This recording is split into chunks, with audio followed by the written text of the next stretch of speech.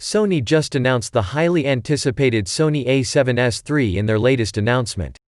But, does it actually live up to the hype?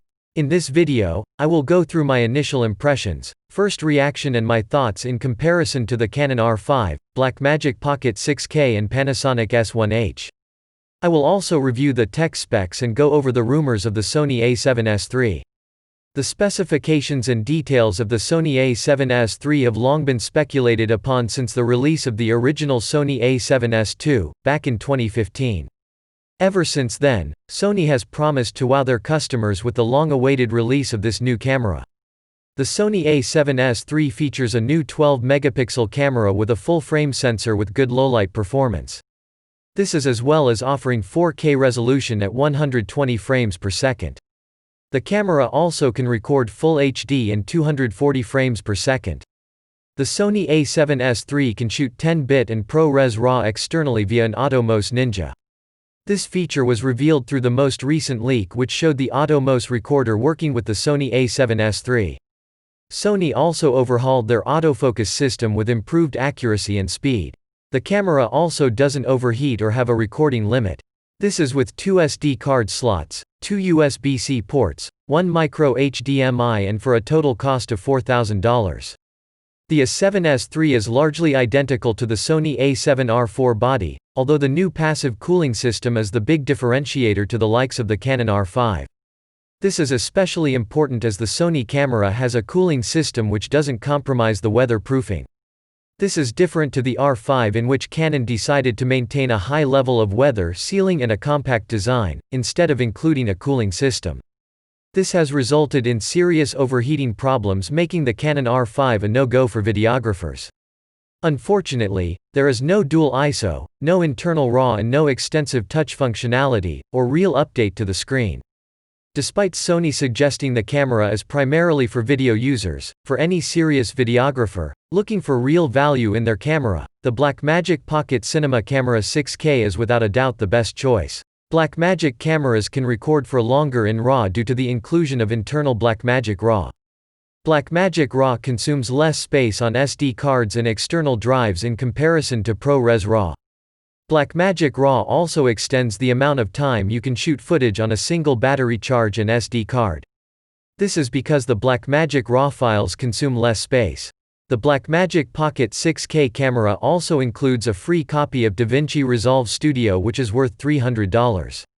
So really the Blackmagic Pocket 6K camera is only $1,695. The Pocket 6K can shoot at 2.8K with 120 fps and 5K with 60 fps.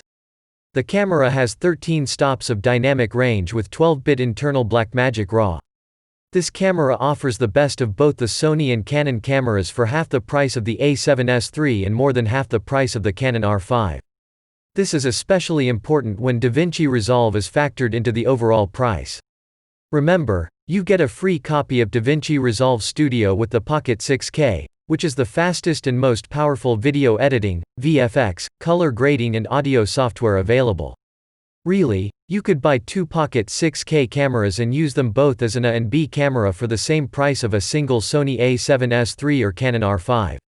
Or you could get a Pocket 6K and a 7-inch 12G HDR video assist for high-quality monitoring with 2500 nits of brightness, plus a Blackmagic eGPU to accompany your free DaVinci Resolve Studio app for super-fast 6K edits.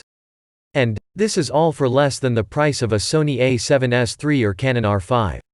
Besides, for those who wish to shoot RAW, the price of a $600 AutoMOS recorder needs to factored into the total price of the Sony A7S III, equaling $4,600 just for 4K RAW. This is the same price to get 6K RAW on the S1H. So really the S1H is better value. Also, the advantages of a monitor-less setup with internal Blackmagic RAW on the Pocket 6K need to be considered. The Pocket 6K is the perfect in-between of these three cameras. So if you were waiting on the Sony A7S III release to make your purchase decision, you may as well buy the Blackmagic Pocket 6K or S1H now. And if you were unsure of buying the Canon R5 due to overheating, you could buy either the Blackmagic Pocket 6K with internal Blackmagic RAW or the Sony A7S III. The benefit of choosing the Pocket 6K is obviously the availability now compared to waiting for the Sony A7S III to finally even ship. You can also only shoot for around less than 20 minutes in 8K, and less than 30 minutes in 4K on the Canon R5. And even these run times are only possible at an ideal room temperature. The Sony can also shoot 4K at 120 fps, which is equal to Canon's R5 capability. So the Sony, like the Blackmagic Pocket 6K and S1H, really are better options. Will you be purchasing the Sony A7S III, Canon EOS R or Blackmagic Pocket 6K anytime soon? Let me know in the comments, and don't forget to like, subscribe and watch another one of my videos.